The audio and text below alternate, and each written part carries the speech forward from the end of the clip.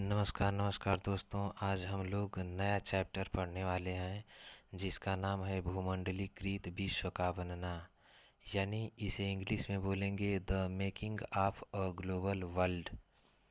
तो इसकी पहली हेडिंग है आधुनिक युग से पहले। यानी आधुनिक युग मतलब कि ये जो गाड़ियाँ हो गई और मोबाइल हो गया, फ़ोन हो गया, टीवी, कूलर, फ्रिज, यानी ये सब जब नहीं था तो उससे पहले का जो हमारा युग है वो कैसा था। यानी आधुनिक, यानी ये जो मॉडर्न है, इससे पहले की दुनिया कैसी थी। तो प्राचीन काल में यात्री, व्यापारी, पुजारी और तीर्थयात्री ज्ञान, अवसर और आध्यात्मिक शांति के लिए या उत्पीड़न यानी प्रताड़ना से बचने के लिए दूर दूर की यात्राओं पर जाते थे। इन सब चीज़ों से बचने के लिए दूर दूर जाया करते थे लोग। इसके बाद ये लोग अपने साथ वस्तुएं साथ में लेकर के धन, मूल्य, मान्यता, मान्यता मतलब जैसे कि हम लोग मानते हैं भारत में कि गाय माता के समान होती है, जैसे भारत माता मानते हैं, तो ये लोग अपने साथ में मान्यताएं, इसके बाद कौशल, विचार, आविष्कार और यहाँ तक कि कीटाणु तथा बीमारियाँ भी साथ लेकर जाते थे। अब यहाँ पर साथ लेकर जाने का मतलब ये नहीं है कि वो लोग अपने मन से उठा करके साथ ले जाते थे। जैसे यदि कोई है तो उसको अगर बीमारी हुआ है तो वो साथ में चला जाता था, तो ये लोग लेकर जाते थे। इसके बाद उस समय मालदीव में जैसे जाते थे तो वस्तुओं को, नई नई चीज़ों को खरीदने के लिए पैसे का या कुछ आदान प्रदान करना पड़ेगा, तो मालदीव में पैसे यानी मुद्रा की जगह कौड़ी का प्रयोग किया जाता था। तो ये प्रश्न पूछा जा सकता है कि मालदीव में पैसा के रूप में किसका प्रयोग किया जाता था, तो कौड़ी का। जैसा कि नाम सुने होंगे, जो भट्ठा है वहाँ पर कौड़ी बांटा जाता है आज भी। इसके बाद ये रेशम मार्ग यानी सिल्क रूट क्या होता है? सिल्क रूट से जुड़ती दुनिया। रेशम मार्ग के माध्यम से व्यापार पूर्व से पश्चिम की ओर होता था। यानी पूर्व से पश्चिम यानी जो चीन हो गया, भारत हो गया, नेपाल हो गया, ये सब पूर्वी साइड में है। इसके बाद जब पश्चिम में जाएंगे तो हमारा रूस का पश्चिमी भाग मिलेगा। इसके बाद यूरोप महाद्वीप मिलेगा और इधर दक्षिण अफ्रीका मिलेगा और अफ्रीका मिलेगा, दक्षिण अफ्रीका ये देश हो गया। फिर इसके बाद उत्तरी महाद्वीप, दक्षिणी महाद्वीप, ये सब मिलेंगे पश्चिम में। तो पूर्व से पश्चिम व्यापार होता था रेशम मार्ग यानी सिल्क रूट से। एशिया मार्ग एशिया को यूरोप तथा उत्तरी अफ्रीका से जोड़ने का कार्य करता था। यानी ये जो एशिया मार्ग नहीं, ये जो रेशम मार्ग है, ये एशिया को यूरोप यानी एशिया से होते हुए हम लोग यूरोप में जा सकते हैं आज भी, और उस समय भी जाते थे। यूरोप का मतलब जो हम लोग का दाहिने से चलेंगे तो जो हम लोग का बायां हाथ है उधर पश्चिम है, तो उधर चले जाएंगे तो उधर जाते थे लोग। इसी रास्ते से चीनी पॉटरी, चीनी का मतलब जो चाइनीज पॉटरी कुंभकारी होती थी, वो जाती थी यूरोप में बिकने के लिए। ईसाई मिशनरी यानी ईसाई धर्म के लोग इसी मार्ग से एशिया में आए थे। यानी जो क्रिश्चियन थे यानी जो यूरोप वाले थे इसी मार्ग से आए थे, यानी रेशम मार्ग से। इसके बाद मुस्लिम धर्म उपदेशक भी इसी रास्ते से दुनिया में यानी जगह जगहों पर फैले। बौद्ध धर्म हो गया, अभी इसी मार्ग से पश्चिम की ओर फैला, यानी जो बौद्ध धर्म था वो भी। इसके बाद जो बौद्ध धर्म के लोग रहते थे ये श्रीलंका में भी गए थे प्रचार प्रसार करने के लिए। तो बौद्ध धर्म में श्रीलंका, बौद्ध धर्म वाले श्रीलंका गए थे अपना प्रचार प्रसार करने के लिए। तो वहाँ पर बौद्ध भाषा बोली जाती है थोड़ी बहुत। इसके बाद अब देखेंगे एक्स्ट्रा पॉइंट इसमें क्या है कि जो नूडल्स होता है यानी जो नूडल्स हम लोग खाते हैं वो चीन से पश्चिमी देशों में पहुंचा।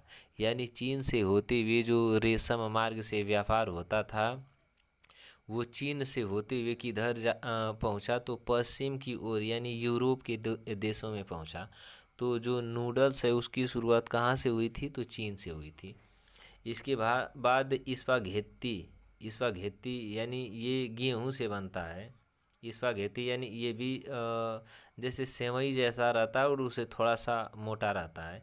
स्पाघेटी का जन्म इटली में हुआ। अब ये नूडल्स तो न से न चीन नूडल्स याद हो जाएगा, लेकिन स्पाघेटी काफ़ी कन्फ्यूजन करता है, तो इसे ध्यान से जब देखेंगे स्पाघेटी में लास्ट में TI दिया है, और जब इटली लिखेंगे तो IT से शुरुआत करेंगे, यानी स्पाघेटी की शुरुआत इटली देश से हुई। इसके बाद पास्ता की उत्पत्ति इटली के सिसिली यानी सिसिली टापू यानी जो इटली देश है उसको जब मैप पर सर्च करेंगे तो उसमें 2 ठो छोटा छोटा द्वीप है जो इटली से सटा हुआ है, यानी पूरब में है इटली के। सिसिली पूर्व में है, इटली के पूर्व में नहीं, इटली के पश्चिम में है। तो पूर्वी जो द्वीप है उसका नाम है सिसिली, यानी इटली से सटा हुआ, वहीं से पास्ता की उत्पत्ति हुई। इसके बाद अफ्रीका में 1890 के दशक में रिंडर पेस्ट नामक बीमारी पशुओं में फैल गई थी, जिससे 90% पशुओं की मृत्यु हो गई। इसके बाद भोजन की यात्रा, यानी भोजन के बारे में इसमें हम लोग जानेंगे कि इसमें क्या बताया गया है। स्पाघेटी और आलू, तो स्पाघेटी की उत्पत्ति बताई दी है कि स्पाघेटी TI इटली से हुआ। जब भी व्यापारी आते थे तो अलग अलग देश में अनजाने में अलग अलग फसलों को बोकर यानी उनकी बुआइयाँ कर कर चले जाते थे। यात्रा के दौरान तेज़ी से तैयार होने वाले खाद्य सामग्री की ज़रूरत होती थी, यानी जब यात्रा में जाएंगे आप कहीं तो आप कुछ ऐसा लेकर जाना सोचते हैं जो कि जल्दी तैयार हो जाए। तो इस प्रकार से स्पाघेटी और जो नूडल्स होते हैं ये काफ़ी जल्दी बन जाते हैं। नूडल्स की उत्पत्ति चीन, स्पाघेटी की उत्पत्ति इटली और पास्ता का उत्पत्ति सिसिली द्वीप, जैसा कि बताया गया है। इसके बाद और भी कौन कौन सी फसलें, जैसे शकरकंद हो गया, टमाटर हो गया, मिर्च, मक्का, सोया, आलू, मूंगफली, ये सब क्रिस्टोफर कोलंबस यानी जो भारत आया था समुद्री मार्ग से होते हुए, यानी जो भारत की खोज किया, वो गलती से अमेरिका यानी उत्तरी अमेरिका, दक्षिणी अमेरिका, वो कहाँ क्रिस्टोफर कोलंबस यानी आया था भारत की खोज करने के लिए, लेकिन गलती से पहुंच गया अमेरिका में। तो वो उसको अमेरिका को वहाँ पर जब गया तो वो अपने साथ शकरकंद हो गया, टमाटर हो गया, मिर्च, मक्का यानी इन फसलों को लेकर के गया, यानी इन फसलों की उत्पत्ति क्रिस्टोफर कोलंबस। तो अब देखेंगे कि इसको ट्रिक कैसे याद करेंगे। तो क्रिस्टोफर कोलंबस में जब देखेंगे तो इसमें स है, तो स से शकरकंद हो गया और टोफर से टमाटर हो गया, आ कोलम बस म से मिर्चा हो गया, आ म से मक्का हो गया। इसके बाद फिर स आया है तो स से सोया हो गया। क्रिस्टोफर कोलंबस, म से मूंगफली, और आलू का तो नहीं मिल रहा है। तो ये इन सब फसलों को, यानी जो कोलंबस था वो आया था भारत की खोज करने के लिए, लेकिन वो तो गड़बड़ा गया। तो भारत की खोज किया, भारत की खोज नहीं, भारत में समुद्री मार्ग से आया वास्को डी गामा। इसके बाद क्या हुआ, आलू के उपयोग करने से यूरोप के गरीबों का जीवन सुधर गया। यानी ये जो आलू का उपयोग है ये जब होने लगा तो जो यूरोप के गरीब लोग थे उनके जीवन स्तर में काफ़ी सुधार आ गया। क्योंकि आज भी जो आलू है इसको गरीबों की सब्जी के नाम से जाना जाता है, और गरीबों का फल केला तथा सेब बोल रहे हैं, केला तथा अमरूद को माना जाता है। तो ये हर गरीब से गरीब के घर में पाए जाते हैं। तो आलू के उपयोग से काफ़ी यूरोप के गरीबों में सुधार आ गया था, और उनकी आयु यानी एज यानी उम्र बढ़ने लगी थी। यानी जब अच्छा भोजन करेंगे, अच्छा से खाएंगे, एक्सरसाइज करेंगे तो हेल्थ बढ़िया रहेगा। इसके बाद आयरलैंड, यानी ये जो आलू है इसमें इस आलू की विशेष खेती होने लगी आयरलैंड में, और आयरलैंड के गरीब काश्तकार यानी किसान तो आलू पर इतना निर्भर हो गए थे कि 1840 में जब आलू की फसल खराब हो गई तो लाखों लोग भूख से मौत के मुंह में चले गए। सोचिए कि आलू पर लोग इतना निर्भर हो गए थे। तो आ से आलू, आ से आयरलैंड, अ से 1840। तो 1840 में आलू पर आयरलैंड के किसान इतना निर्भर हो गए थे कि जब 1840 में आलू की फसल खराब हो गई, यानी कीड़े मकोड़ों से जब फसल खराब हो गई, तो लाखों लोग भूख से मौत के मुंह में। बताइए, भूख से लाखों लोगों की मृत्यु हो गई। और ये जो आलू है, इसकी उत्पत्ति कहाँ से हुई? तो दक्षिण अमेरिका, यानी अमेरिका महाद्वीप दो होता है, एक उत्तरी ऊपर वाला अमेरिका और नीचे वाले को दक्षिण अमेरिका बोलते हैं। तो दक्षिण अमेरिका के पेरू तथा बोलीविया देश से मानी जाती है आलू की उत्पत्ति। इसके बाद विजय, बीमारी और व्यापार।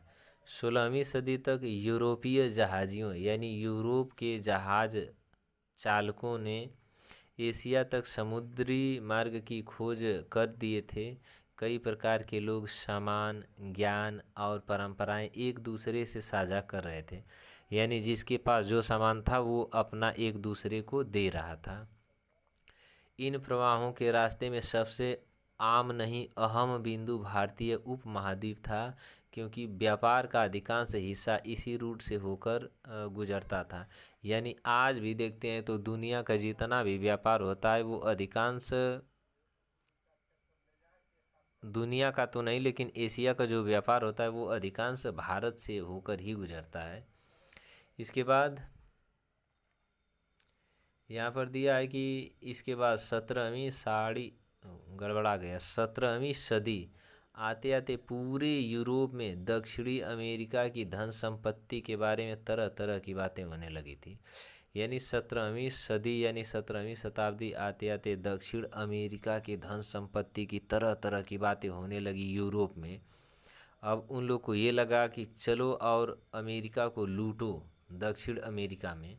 इसी के दौरान स्पेन के प्रसिद्ध शहर एल डोराडो को सोने का शहर माना जाने लगा था। सोने का शहर किसे कहा जाता है, माना जाता था? तो एल डोराडो को। एल डोराडो किस देश का है शहर? तो स्पेन का है। L Dorado Spain, L Dorado Spain सोने का शहर माना जाने लगा और इसके लिए खोजी अभियान शुरू हो गए। इसके बाद सुनामी साड़ी, फिर गलती हो गया, 16वीं सदी के मध्य तक पुर्तगाली तथा स्पेनिश सेनाओं का विजय प्रारंभ हो चुका था। यानी 16वीं की 17वीं, ये तो कन्फ्यूजन थोड़ा सा कर रहा है, लेकिन जहाँ तक उम्मीद है कि 16वीं रहेगा। तो 16वीं तथा 16वीं शताब्दी के मध्य पुर्तगाल स्पेनिश सेनाओं का विजय प्रारंभ हो चुका था। स्पेनिश सेनाओं का मुख्य हथियार चेचक था। बताइए, उन लोगों के पास चेचक नाम की बीमारी थी और अमेरिका के लोगों में रोग प्रतिरोधक क्षमता का अभाव था। यह बीमारी पूरे महाद्वीप में फैल गई। इससे अमेरिकी लोग मरने लगे। इस प्रकार से यूरोपियों का रास्ता साफ होता चला गया।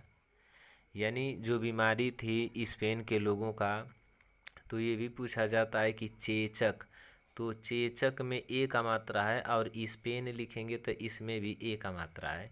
तो स्पेन के सैनिकों का मुख्य हथियार चेचक बीमारी थी।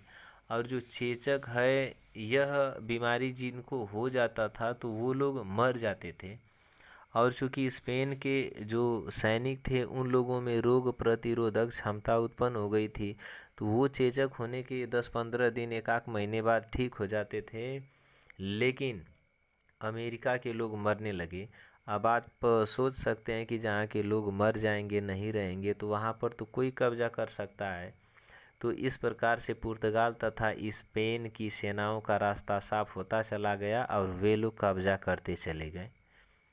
इसके बाद एक्स्ट्रा पॉइंट इसमें देखेंगे, भारत से अनुबंध भारतीय श्रमिक, यानी अनुबंध का मतलब कि ये एग्रीमेंट के तहत जाया करते थे, यानी इनको गिरमिटिया मजदूर कहा जाता था।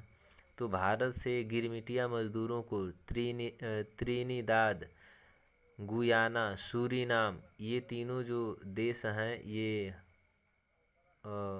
अमेरिका के यानी दक्षिणी अमेरिका के देश हैं। इसके बाद मॉरिशस तथा फिजी, मॉरिशस हो गया ये अफ्रीका का, फिजी हो गया इधर ओशिनिया महाद्वीप का। तो इन देशों में भारत से गिरमिटिया मजदूरों को लेकर जाया जाता था। और तमिल लोग यानी जो तमिलनाडु के रहने वाले लोग थे, तो तमिलनाडु को देखेंगे तो दक्षिण में भारत के सबसे दक्षिण में है।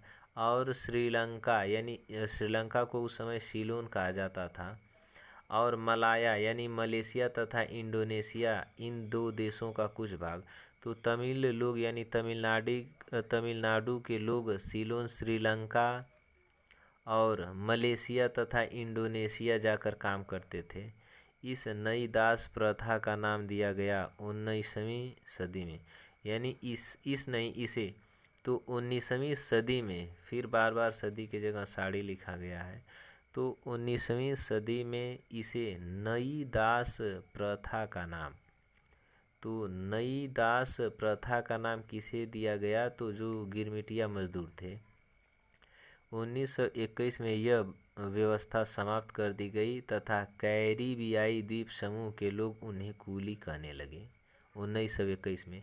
यानी 1921 में जो नई दास प्रथा का नाम था ये ख़त्म हो गया, और कैरिबियाई यानी जो उत्तरी अमेरिका तथा दक्षिणी अमेरिका के बीच वाले जो देश हैं, इनको कैरिबियन कंट्रीज़ कहा जाता है। तो ये यहाँ के लोग इन भारतीयों को या मज़दूरों को कूली कहने लगे और कूलियों जैसा व्यवहार करते थे। तो ये रहा हमारा। अब सबसे पहले ये जानेंगे कि गिरमिटिया मज़दूर क्या होता है तथा गिरमिटिया नाम क्यों पड़ा। तो गिरमिटिया शब्द अंग्रेजी के एग्रीमेंट से आया है। जैसे हम लोग एग्रीमेंट करवाते हैं कि आपसे हम इतना एग्रीमेंट करा रहे हैं कि इतना साल के लिए आपका ज़मीन हम लेंगे, तो एग्रीमेंट को भारतीय लोग उस समय थोड़ा पढ़ाई लिखाई का स्तर काफ़ी कम था, तो एग्रीमेंट को वो लोग गिरमिंट कहते कहते गिरमिटिया बना दिया। यानी वो गिरमेंट पर गए हैं, एग्रीमेंट की जगह गिरमेंट पर गए हैं, फिर गिरमेंट से कहते कहते वो गिरमिटिया मजदूर हो गए हैं। तो इस प्रकार से नाम परिवर्तित हो गया और नया नाम पड़ा गिरमिटिया मजदूर। तो ये रहा इसके बारे में, यानी जो हमारा है भूमंडलीकृत विश्व का बनना, the making of a global world. इसके बाद देखेंगे अगला टॉपिक, इसके बाद क्या हुआ। तब तक के लिए जय हिंद।